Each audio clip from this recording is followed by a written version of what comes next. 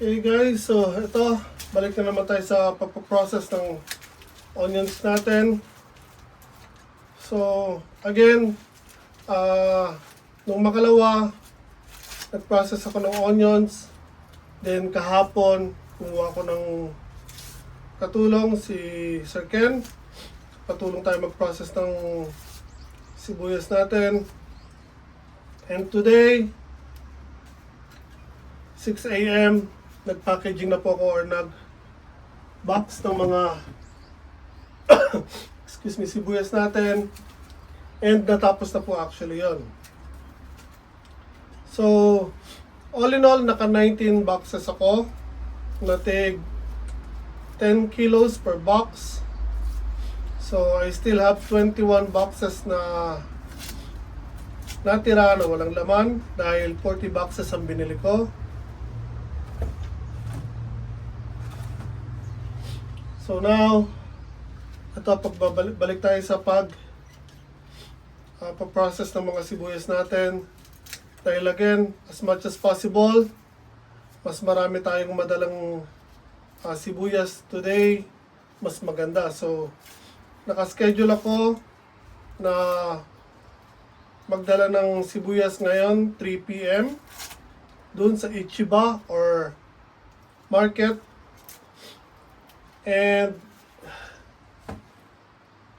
nagsisilbing auction house na rin po siya dahil pwede kang pumunta doon, mamili at mag-bid sa mga gulay na tinitinda doon. So later on, ipopost ko or magpo-post ako ng picture kung ano ang itsura ng lugar na sinasabi ko para magkaroon kayo ng idea. And sa mga gustong gumaya or nagbabalak pumasok sa ganito na ginagawa ko, ay mag-message lang po kayo and promise to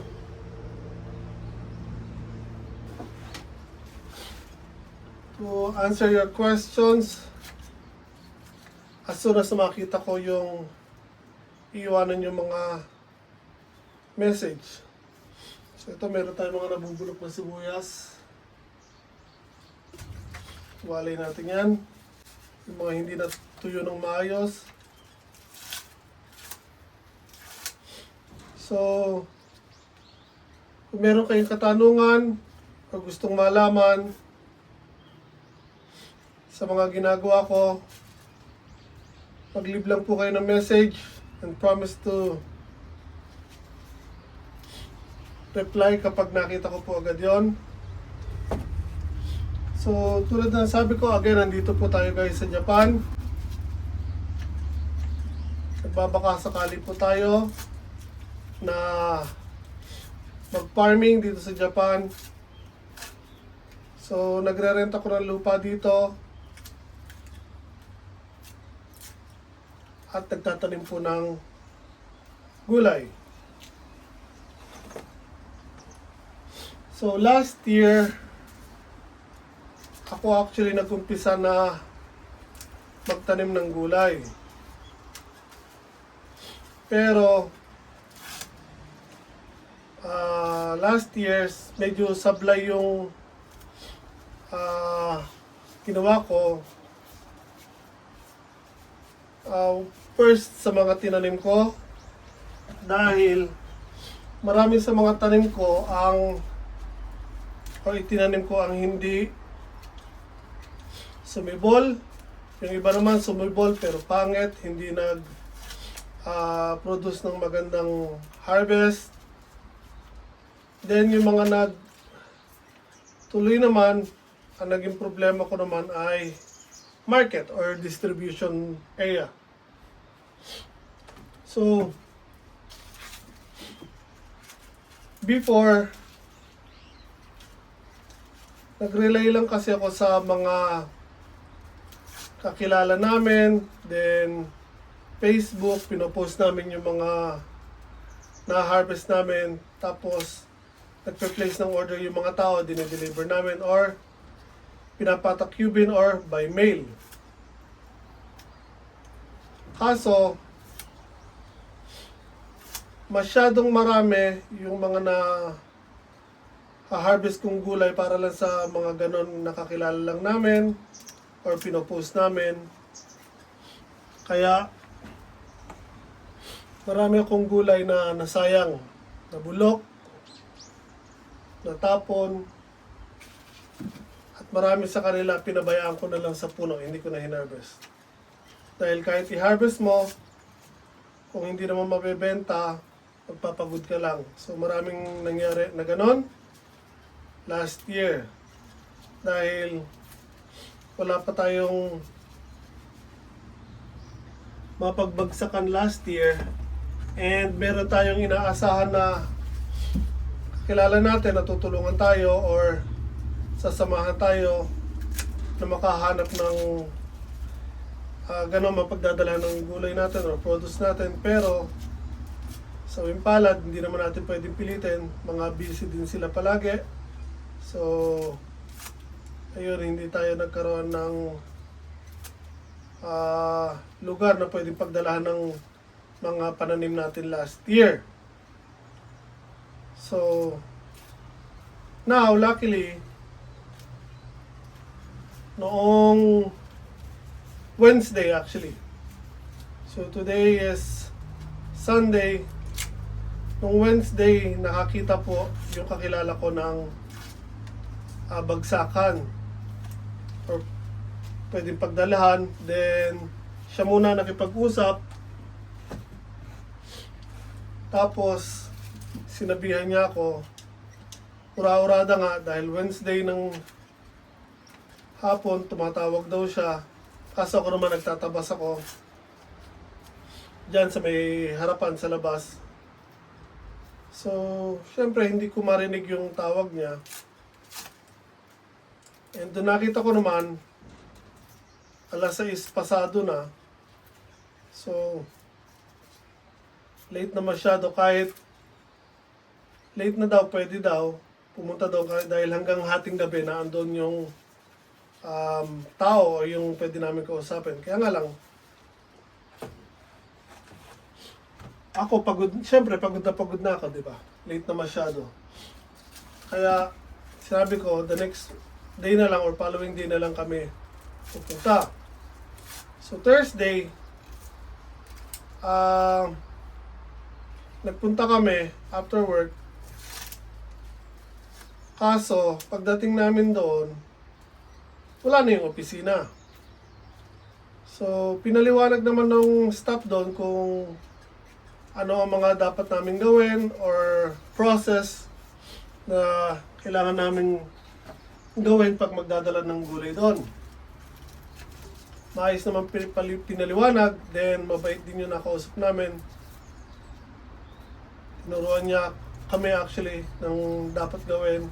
So nagtanong din ako ng mga ilang gusto kong malaman at maliwanagan. Then bumalik ako kami ng Friday. Andun na yung opisina. After lunch, bumalik na kami or pumunta kami. Nag-half day ako sa work. Then binigyan nila ako ng number, personal number. And nag-fill up ako ng mga forms na dapat kong sulatan, mga personal info.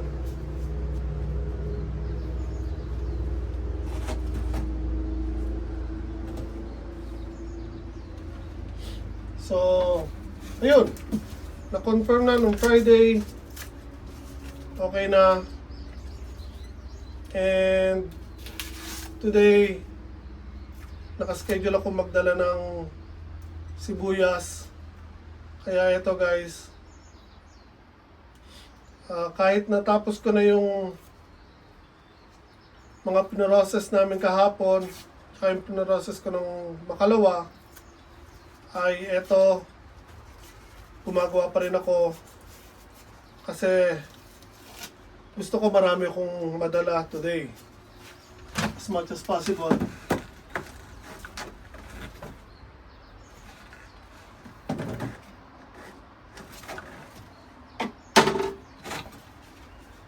Siyempre, dadala ka na lang,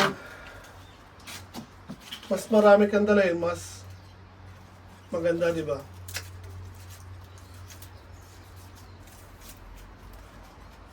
Para hindi naman sayang yung oras natin. Yung pagkakataon. So, maaga pa naman. I think nasa alas 10 pa lang yata. Pasado or wala pa. Hindi ko na alam yung oras kasi nga hindi na ako nakakatingin sa relo. Wala rin naman akong relo. So, kanina 6 AM pa lang nag-start na akong mag-box ng mga sibuyas. Then, after ko matapos yung mga pinorosis ko, again, naka 19 boxes ako. And after that, doon lang ako nag-breakfast. And naka 19 boxes tayo again doon sa mga nauna nating nilinis ng mga sibuyas. So now ito, para lang hindi masayang yung biyahe natin, gagawa ko ng additional pa na ilang boxes bago mag alas 3 dahil alas 3 po yung schedule natin na magdala ng sibuyas.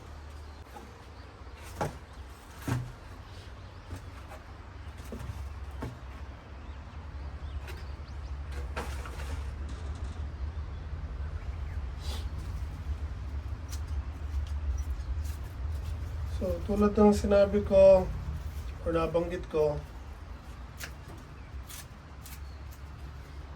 sa mga gusto pong gumaya or tumulad dito sa ginagawa ko dito sa Japan, message lang po kayo. Kung katulad ko kayo na baguhan, na naghahanap ng distribution area, matutulungan ko kayo dyan.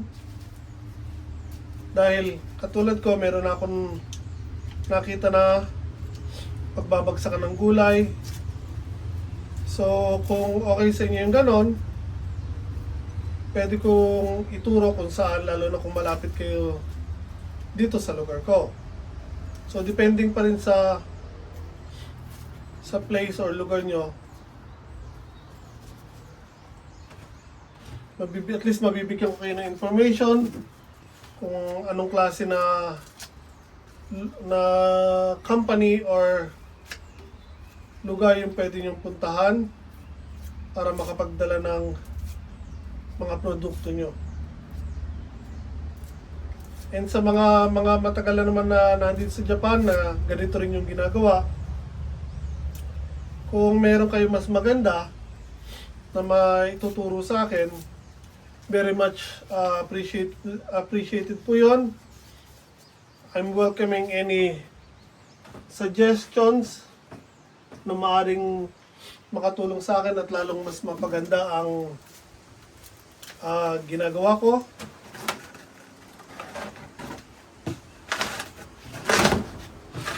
So please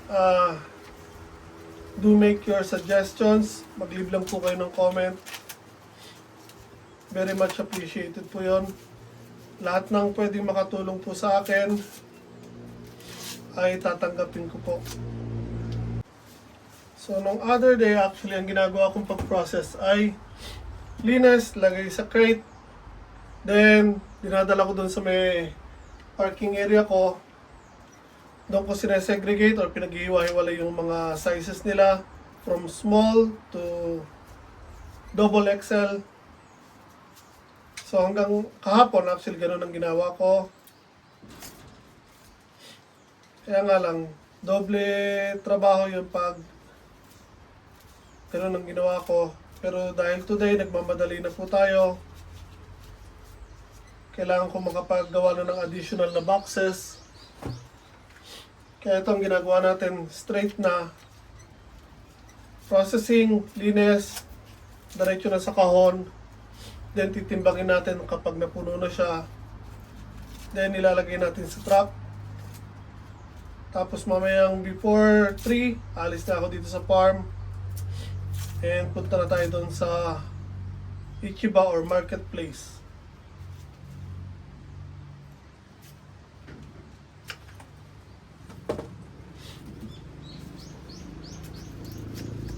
Again, it also serves as an auction house, so pwede kayong pumunta doon at mamili ng mga gulay tuwing madaling araw.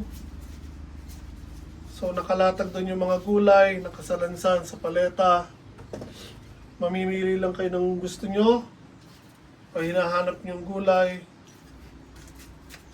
Then, kapag nag-start yung bidding, pwede lang kayo mag-bid. Kaya nga lang, I think kailangan nyo pang magpa-member doon bago kayo syempre pumunta para makapag-bid. So madali lang naman. Kaya nga lang, regular day kayo kailangan magpunta para may opisina.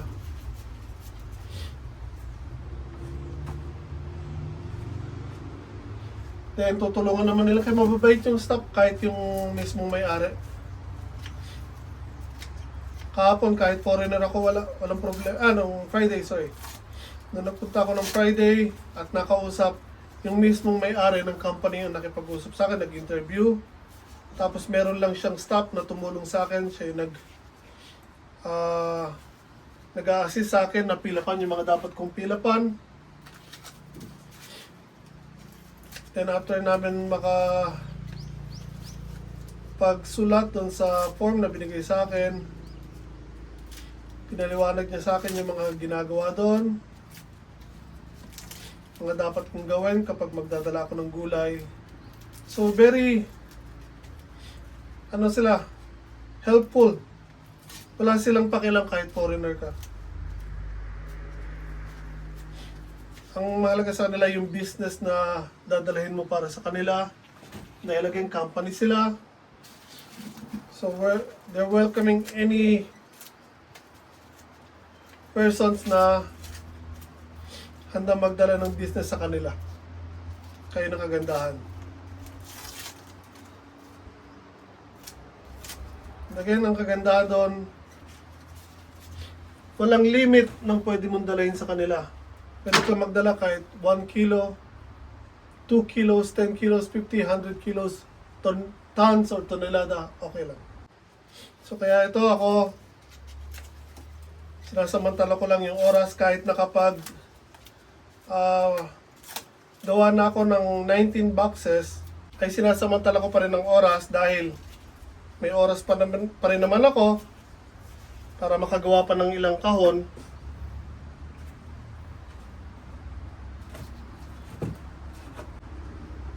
So gagamitin ko yung pagkakataon na yun para hindi sayang oras. So, there you have it guys. Hindi ko na masyadong papahabain to. Again, kung meron kayong katanungan, suggestions, leave lang po kayo ng comment. Then, I'll try to answer that question as soon as mabasa ko yung message nyo. And any suggestions na maaaring makatulong po sa akin, taos puso ko pong tatanggapin yon. And again, wag lang po kayo makakalimot na makapag-comment para at least kahit paano mabalikan ko rin kayo. Mabisita ko mga bahay nyo. And kung magagawa nyo guys, pakilike naman po video na to. Share sa mga kaibigan nyo and subscribe na rin po sa channel ko. Ingat tayo lahat palagi.